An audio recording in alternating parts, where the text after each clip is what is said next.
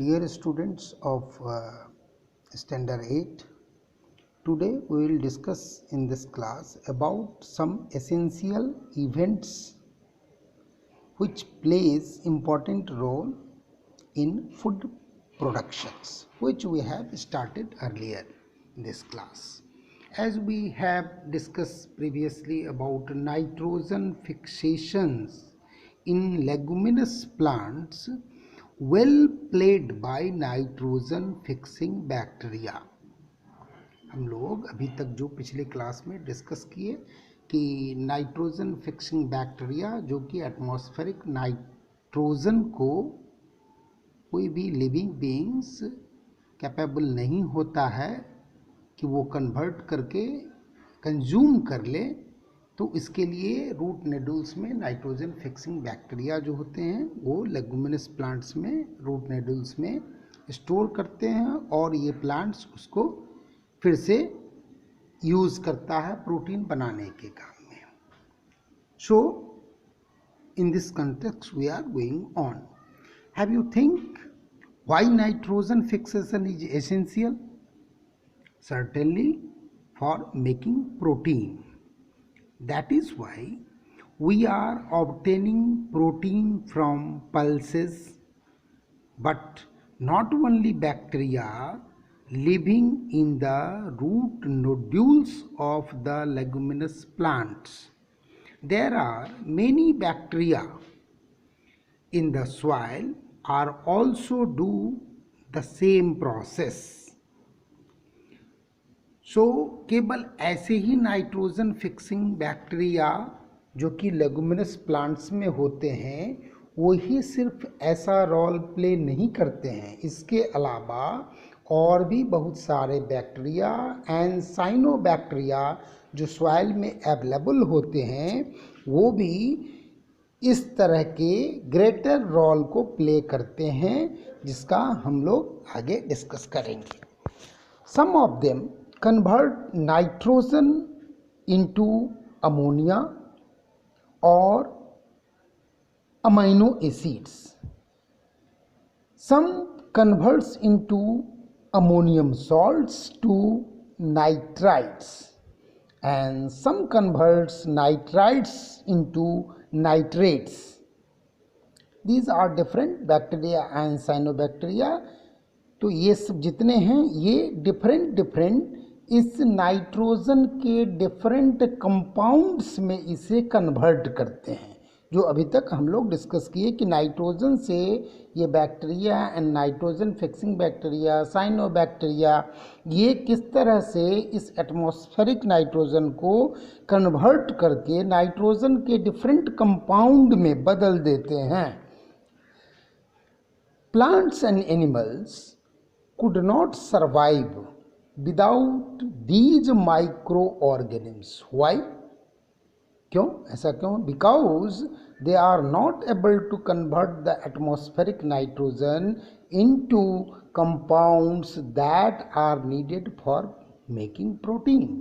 चूँकि ये plants और animals नहीं जिंदा रह सकते हैं, क्योंकि जिंदा रहने के लिए जो एसेंशियल फैक्टर है अमाइनो एसिड्स जो कि प्रोटीन सिंथेसिस के लिए प्रोटीन बॉडी बिल्डिंग ब्लॉक्स होते हैं, प्रोटीन के बिना सर्वाइवल ग्रोथ लिविंग ऑर्गेनिज्म का पॉसिबल नहीं है, तो उस प्रोटीन के निर्माण के लिए अमाइनो एसिड्स के निर्माण जरूरी है और ये प्रोटीन के निर्माण के लिए नाइट्रोजन की ज़रूरत है और इस नाइट्रोजन जो कि एटमॉस्फेयर में अवेलेबल है उसको डायरेक्टली कोई भी लिविंग और प्लांट्स और एनिमल्स कन्वर्ट करने की क्षमता नहीं रखते हैं। So they are dependent upon these bacteria and cyanobacteria, those are responsible to convert them. When plants and animals die, one by one we are discussing the different factors. When plants and animals die, the nitrogenous compounds locked in their body are converted into ammonia by microorganisms. These ammonia ultimately used by bacteria to convert them into nitrates, which is used again by plants, which is used by animals. When animals die due to the decomposition of the body, again comes to soil and atmosphere. So this is in a cyclic way. कैसे हुआ कि जब कोई भी plants और animals मर जाते हैं तो उनके शरीर में जो ये नाइट्रोजिनस कंपाउंड्स जो कि प्रोटीन के रूप में हम लोग लेते हैं, तो ये नाइट्रोजिनस कंपाउंड हैं, तो ये शरीर में प्लांट्स और एनिमल्स के शरीर में लॉक्ड रहते हैं। तो उनके मरने के बाद वो क्या होते हैं, तो वो कन्वर्ट हो जाते हैं, ये कंपाउंड अमोनिया जो है में कन्वर्ट कर देते हैं ये माइक्रो ऑर्गेन्स, और ये अमोनिया फिर से अल्टीमेटली जो बैक्टीरिया सॉइल में अवेलेबल हैं वो इसको कन्वर्ट करके नाइट्रेट्स में बदल देते हैं, और फिर ये प्लांट्स में चले आते हैं, और इस प्लांट को जो भी एनिमल्स कंज्यूम करते हैं, फिर जब वो एनिमल्स डेड एंड डिके मर जाते हैं तो उनके शरीर का डिकम्पोजिशन इस बैक्टीरिया के द्वारा डिकम्पोज होकर के फिर से वो मिट्टी में सॉइल में मिल जाते हैं, और उससे वो फिर से रिमूव होकर के सॉइल में एटमॉस्फेयर में चले जाते हैं। सो इस तरह से हमने देखा कि ये एक साइक्लिक मैनर्स में बन गया। Now let us to the next point. Atmospheric nitrogen converted into the compounds of nitrogen during lightning and thundering due to the ultraviolet radiations coming from the sun. These compounds come down to soil through rain, so the soil regain this nitrates, which is taken by bacteria and cyanobacteria fixed in the root nodules, and again another cyclic process is going on.